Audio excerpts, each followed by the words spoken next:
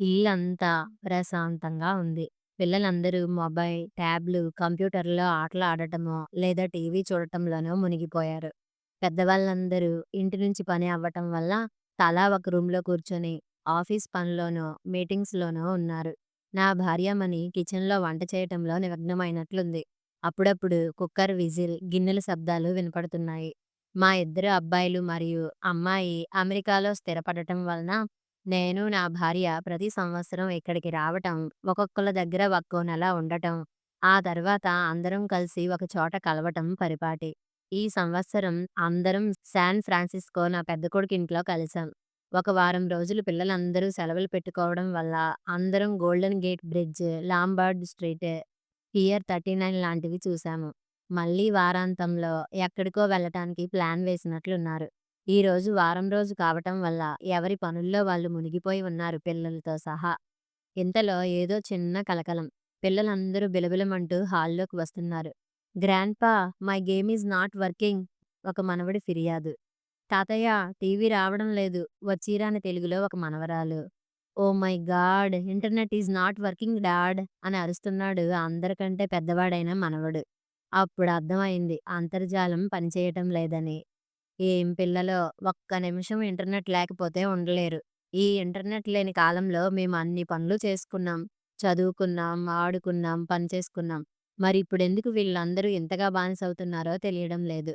ఇంతలో పెద్దవాళ్ళు కూడా వాళ్ళ వాళ్ళ ల్యాప్‌టాప్‌లు పట్టుకొని హాల్లోకి వచ్చారు. అన్నయ్య ఇంటర్నెట్ పోయినట్లుంది. Can you please reboot the router? చిన్నమ్మాయి వాళ్ళ అన్నయ్యని అడుగుతుంది. ఉండవే చూస్తాను. ఇది మనకొక్కళ్ళకే కానట్టుంది. ఇదిగో ఈ వాట్సాప్ గ్రూప్‌లో అప్పుడే అందరూ మొదలెట్టారు ఇంటర్నెట్ డౌన్ అని. సరే ఇక స్టార్ బక్స్‌కెళ్ళి కూర్చోవాలి ఇవాళ. చచ్చాంరా బాబు! రెండో అబ్బాయి. ఏవండీ ముందు వాడికి ఫోన్ చేయండి. ఎంతసేపు పడుతుందో? నాకు 30 మినిట్స్‌లో మీటింగ్ ఉంది. హుకుం జారీ చేసింది పెద్ద కోడలు. ఇంటి యజమాని అయిన పెద్ద కొడుకు కాసేపు ఫోన్‌లో హడావిడి చేస్తున్నాడు. పిల్లలందరూ ఇంటర్నెట్ పోయిందని గగ్గోలు పెడుతున్నారు. మొబైల్ హాట్‌స్పాట్ కూడా ఎక్కువసేపు వర్క్ అవ్వదు. ఏం చేయాలి? అల్లుడు అటూ ఇటూ తిరుగుతూ గొనుక్కుంటున్నాడు. ఒక్క 10, 15 నిమిషాల తర్వాత పెద్దబ్బాయి చెబుతున్నాడు అందరితో. ఎక్కడో కన్‌స్ట్రక్షన్ ఏరియాలో ఇంటర్నెట్ కేబుల్స్ కట్ అయినాయట. మన కమ్యూనిటీతో పాటు పక్క కమ్యూనిటీలో కూడా ఔటేజ్ ఉంది. ఇప్పట్లో వచ్చేలా లేదు. ఒక 10, 15 గంటలు పడుతుందట. నాకర్థమైపోయింది పరిస్థితి. వెంటనే పెద్దవాళ్ళందరినీ ఒక పక్కకి పిలిచాను. ఒరేయ్ అబ్బాయిలు, అమ్మాయిలు ఇవాల్టికి మీ ఆఫీస్‌కి ఫోన్ చేసి ఇంటర్నెట్ ఔటేజ్ అని చెప్పి లీవ్ పెట్టేయండి. అలా కాదని మీరెక్కడికన్నా వెళ్లి పని చేసుకుంటామంటే, ఈ పిల్ల రాక్షసుల సంగతేంటి? మీరు లీవ్ పెడితే మనందరం కలిసి ఏదో ఒక రకంగా వీళ్ళని ఎంగేజ్ చేయొచ్చు. అది కాదు నాన్న మేము లీవ్ పెట్టినా ఇప్పటికిప్పుడు ప్లాన్ చేయకుండా మనం బయటికి ఎక్కడికి తిరగటానికి వెళ్ళలేము. మనం ఎక్కడికి వెళ్ళటం లేదు. ముందు మీరు ఫోన్ చేసి ఆఫీస్‌లో చెప్పండి. నేను చూసుకుంటా అని చెప్పి నా భార్యని పక్కకి పిలిచి హడావిడిగా మాట్లాడాను. అప్పటికే వంట కార్యక్రమం అంతా పూర్తయినట్లుంది. నేను చెప్పింది శ్రద్ధగా విన్నది. కాసేపట్లో అందరం బ్యాక్ యార్డ్‌లో సమావేశమయ్యాం. వేసవి అయినా 2 చెట్లు ఉండటం వల్ల కొంచెం పర్వాలేదనిపించింది. పిల్లలందరినీ ముందు వరుసలోకి రమ్మని, పిల్లల్లారా ఈరోజు మీకు చిన్నప్పుడు మేము, మీ అమ్మా నాన్న ఏమి ఆటలు ఆడామో ఆ ఆటలు ఆడిస్తున్నాము. ఇలాంటి ఆటలు మీకు ఇంటర్నెట్‌లో దొరకవు. అందుకని శ్రద్ధగా విని చక్కగా ఆడండి. అప్పటికి గాని కొడుకులకి, కూతురు, కోడళ్ళకు, అల్లుడికి అర్థమైంది. నేనెందుకు వాళ్ళని ఈ రోజుకి ఆఫీస్‌కి సెలవు తీసుకోమన్నానో. మామయ్య గారు మీరసలే రిటైర్డ్ స్పోర్ట్స్ మాస్టర్. ఇక పిల్లలకి మంచి కాలక్షేపమే ఈరోజు. పనిలో పని మమ్మల్ని కూడా ఆడించండి. చిన్న కోడలు చలోక్తిగా అన్నది. చిన్నగా నవ్వి అందర్నీ ముందుకు పిలిచి మొదలెట్టాను. ముందుగా మనం ఆడే ఆట పేరు 4 స్తంభాలాట. ఈ ఆట ఒక చతురస్రాకార ప్రదేశంలో ఆడబడుతుంది. ప్రతి మూలలో ఒక స్తంభం ఉంటుంది. మనకిక్కడ స్తంభాలు లేవు కాబట్టి మనం ఒక పెద్ద స్క్వేర్‌ని 4 సమాన స్క్వేరులుగా చేసి అక్కడ 4 ప్లేయర్స్ ఉంటారు. ఈ నలుగురు ఒక స్క్వేర్‌లోకి రావాలి. ఈ నలుగురు ఒక చోటికి రాకుండా ఐదవ ప్లేయర్ చూడాలి. వారిని పట్టుకోవడానికి ప్రయత్నిస్తాడు. ఐదుగురు పిల్లల చేత పంటలు వేయించి వాళ్ళ చేత ఆడించాము. ఐదుగురు పిల్లలు చేతులు పట్టుకొని పంటలు వేయటం వాళ్ళకి సరదాగా అనిపించింది. మొదట్లో కొంచెం కష్టపడ్డా పిల్లలు బాగానే ఆడారు. పెద్దవాళ్ళందరం వాళ్ళని ఉత్సాహపరుస్తూ ఆడించాము. మామయ్య గారు మొత్తానికి మీరు భలే ప్లాన్ వేశారు. మా అందరికీ మేము హైస్కూల్లో ఆడిన ఆటలు జ్ఞాపకాలు వస్తున్నాయి. అల్లుడు గారి కాంప్లిమెంట్. అవునల్లుడు. ఇదిగో ఇప్పుడు ఆడబోయే ఆటలో మీ ఆవిడ టీమ్ హై స్కూల్ ఛాంపియన్స్. అవునా! ఏం ఆటది? ఈసారి మేము కూడా జాయిన్ అవుతాము. అల్లుడు గారు రెడీ అవుతున్నాడు. ఈ ఆట పేరు ఖోఖో. మీ అందరూ చిన్నప్పుడు ఆడే ఉంటారు. మీ పిల్లలకి వివరించి చెప్పండి ఎలా ఆడాలో. అందరూ తల్లిదండ్రులు వాళ్ళ వాళ్ళ పిల్లలకి ఆట ఎలా ఆడాలో చెప్పి అందరూ రెడీ అయిపోయారు. ఈ ఆట ఇచ్చిన సమయంలో ఒక టీం వాళ్ళు రెండవ టీం వాళ్ళని పట్టుకోవాలి కాబట్టి దాదాపు ఒక గంట సేపు పిల్లలు, పెద్దలు అందరూ కలిసి 2 టీమ్స్‌గా ఏర్పడి ఆడారు. అందరి మొహాల్లో సంతృప్తి. పిల్లలకైతే ఇదంతా కొత్తగా ఉంది. Grandpa these are very interesting. Can you play one more new game?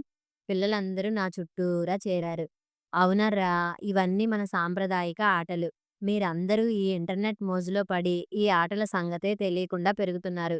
ఆ తర్వాత భోజనానికి ఒక గంట విరామం ఇచ్చాం. భోజనం చేస్తూ కూడా పిల్లలు, పెద్దలు అందరూ ఇంటర్నెట్ గురించి మర్చిపోయి వాళ్ళు ఆడిన ఆటల గురించి మాట్లాడుకోవడం చాలా సంతోషాన్నిచ్చింది. కనీసం ఒక రోజన్నా వాళ్ళకి ఈ విధంగా ఆట విడుపు కావటం మా ఇద్దరికీ చాలా సంతృప్తినిచ్చింది. ఆ తరువాత పిల్లలందరూ కల్లాగజ్జా, కంకాలమ్మ, వీరి వీరి గుమ్మడిపండు ఆటలు ఆడారు. పిల్లలందరికీ ఈ ఆటలు విచిత్రంగా, తమాషాగా ఉన్నాయి. మారుతున్న కాలంతో టెక్నాలజీతో మనం ఎంత బిజీగా ఉన్నా కొన్ని కొన్ని మన సంప్రదాయాలని, వాటితో పాటు పుట్టిన ఆటలను మనం మర్చిపోగూడదని అందరికీ అర్థమైనట్లుంది. ఆడవాళ్ళందరూ కాసేపు తొక్కుడు బిళ్ళ ఆడుతుంటే, మగవాళ్ళు మరొక పక్కన గోలీలాట ఆడుతున్నారు.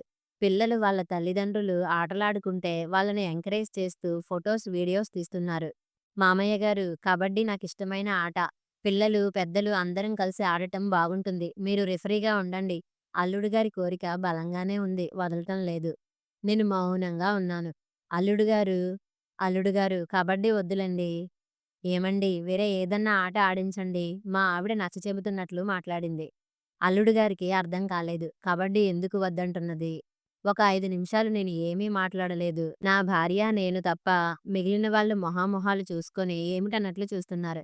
పిల్లలు ఇంతకు ముందు వాళ్ళని ఆడించిన ఆటలు మా ప్రమేయం లేకుండా మళ్ళీ మొదలెట్టారు. నేనేదో మాట్లాడబోతే నా శ్రీమతి వారిస్తున్నట్లు చేయి చూపించి మీరుండండన్నట్లు సైగ చేసింది. మీకు తెలిసిన మీ మామయ్య గారు ఒక రిటైర్డ్ స్పోర్ట్స్ మాస్టర్‌గానే మీకు తెలుసు. ఆయనకి మొదటి నుంచి ఆటలంటే మహా ఇష్టం. ఆ ఇష్టంతో చదువులో ఎక్కలేకపోయినా ఆటల్లో మాత్రం పైకొచ్చారు. వాళ్ళింట్లో కూడా ఆయన ఇష్టాన్ని దృష్టిలో ఉంచుకొని ఆయన్ని ఆటల్లోనే ప్రోత్సహించారు. ఆయనకి మొదటి నుంచి కూడా కబడ్డీ ఆట అంటే మహా ఇష్టం. నేను ఆయన దగ్గరి బంధువులు కావటం, అందరం ఒకే దగ్గర ఉండటం వల్ల ఆయన్ని దగ్గర నుంచి చూసే అవకాశం నాకు కలిగింది. ఒక రకంగా ఆయనంటే ఇష్టం కలగటానికి కారణం కూడా కబడ్డీనే. ఆయన ఆడే ప్రతి ఆటకి నేను వెళ్ళేదాన్ని. ఆయన కూతపెట్టి కబడ్డీ ఆడుతుంటే ప్రత్యర్థి జట్టు హడలిపోవాల్సిందే.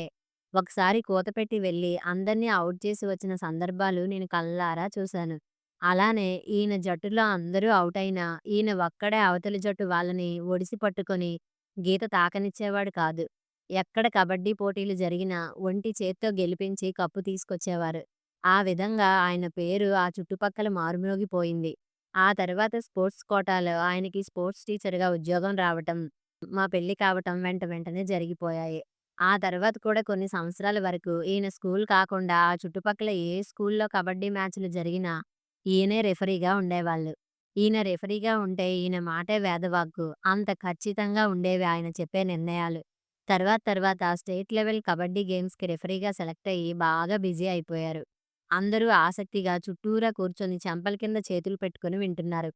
నా శ్రీమతి ఒక్క నిట్టూర్పు విడిచి, అసలు జరిగిందంతా ఆ తర్వాతే అన్నట్లు నా వైపు చూసింది చీర చెంగుతో కళ్ళు తుడుచుకుంటూ.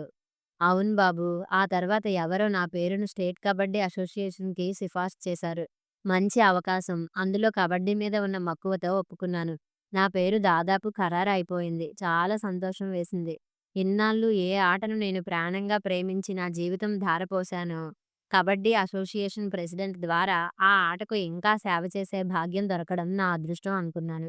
అయితే ఈ పదవికి నాతో పోటీ పడిన వాళ్ళు నన్ను ఎక్కువగా వ్యతిరేకించకపోవడం నాకు ఆశ్చర్యం కలిగించినా మంచిదే కదా అనిపించింది. ఆ రోజు హైదరాబాద్ వెళ్ళి అక్కడ అసోసియేషన్ సభ్యులందరినీ కలిసి మీటింగ్ అటెండ్ అయ్యి వస్తున్నాను. సరిగ్గా నా ప్రయాణం సగం దూరంలో ఉన్నప్పుడు నా కారు మీద ఎవరో దాడి చేశారు. అది అస్సలు ఊహించలేదు. నన్ను కాదనుకున్న వాళ్ళు కనీసం నన్ను బెదిరించినా ఆ పదవి దరిదాపులకు కూడా నేనసలు పోయేవాడినే కాదు.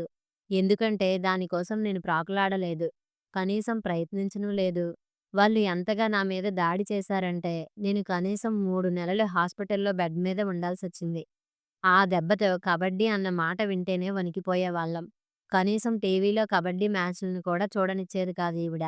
మగపిల్లలిద్దరినీ నాలాగా మంచి కబడ్డీ ఆటగాళ్ళని చేయాలన్న ప్రయత్నాన్ని పూర్తిగా విరమించుకున్నాం. నేను చెప్పటం, ఆపటంతో అందరూ నా వైపు చూశారు. మామయ్య గారు, మీ వెనకాల ఇంత కథ ఉందని అస్సలు అనుకోలేదు. అవును బావ. మేం ముగ్గురం చిన్నపిల్లలం. నాకు నాన్న హాస్పిటల్‌లో ఉన్నట్లు కొంచెం గుర్తుంది కానీ, అసలు విషయాలేవీ తెలియదు. యాక్సిడెంట్ అని చెప్పారప్పుడు. అయితే ఈరోజు మాత్రం ఒక నిర్ణయం తీసుకున్నాను. అందరూ నా వైపు కంగారుగా చూశారు. "కంగారు పడకండర్రా! మరేమీ లేదు. ఈరోజు మాత్రం మా అల్లుడు గారి కోసం కబడ్డీ ఆట ఆడుతున్నాం. అందుకు నేనే రిఫరీగా ఉంటున్నాను" అంటూ నవ్వాను. "ఒరేయ్ పిల్లల్లారా రండి రండి" అంటూ ఉత్సాహంగా కబడ్డీ గురించి చెప్పటం మొదలెట్టాను. చాలా రోజుల తర్వాత కబడ్డీ గురించి అంత ఉత్సాహంగా మాట్లాడుతుంటే, నా వైపు చూసే "బానే ఉంది సంబడం" అంటూ మూతి తిప్పేసుకుంది నా శ్రీమతి. అంతర్జాతీయ కబడ్డీ ఆటలో 2 టీములు. 13 మీటర్లు, 10 మీటర్ల కోర్టులో ఆడుతారు. ఒక్కొక్క టీంలో 7గురు ఆటగాళ్లు ఉంటారు. 5గురు రిజర్వ్‌లో ఉంటారు. ఆట సమయం 40 నిమిషాలు. మధ్యలో 5 నిమిషాల విరామం ఉంటుంది. ఒక టీం నుండి ఒక ఆటగాడు రెండవ వైపు కబడ్డీ, కబడ్డీ అంటూ గుక్క తిప్పుకోకుండా వెళ్ళి, ఒకరు లేదా అంతకంటే ఎక్కువ మందిని ముట్టుకొని తిరిగి మధ్య గీతను ముట్టుకోవాలి. ఎంతమందిని ముట్టుకుంటే అందరూ ఔట్ అయిపోయినట్లు. వారిని బయటికి పంపిస్తారు. రెండవ టీంకు అన్ని మార్కులు వస్తాయి. ఒకవేళ కోత ఆపితే ఒక మార్కు అవతల టీంకు వస్తుంది. ఆపిన ఆటగాన్ని బయటికి పంపిస్తారు. తరువాత రెండవ జట్టు నుండి ఒక ఆటగాడు మొదటి జట్టులోని ఇదే విధంగా వచ్చి కొందరిని ఔట్ చేసి వెళ్ళిపోతాడు. ఒక ఆటగాడు ఒకసారి 7గురిని ఔట్ చేస్తే 7 మార్కులతో సహా 2 బోనస్ మార్కులు కూడా వస్తాయి. ప్రత్యర్థి జట్టులోని 7గురు ఒక గొలుసు మాదిరిగా ఏర్పడి కూత పెడుతున్న ఆటగాన్ని తిరిగి వెనక్కి పోకుండా ఆపాలి.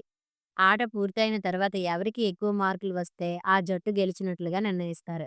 మొత్తానికి చివరగా అందరూ కొంచెం చీకటి పడేంత వరకు కబడ్డీ ఆట ఆడటంతో శుభం పలికాము. మామయ్య గారు, మొత్తానికి ఈరోజు మీ దయ వల్ల మా బాల్యాన్ని గుర్తు చేసుకున్నాం. చాలా సరదాగా గడిచింది. ఇద్దరు కోడళ్ళు, అల్లుడు ప్రశంస. అవునర్రా!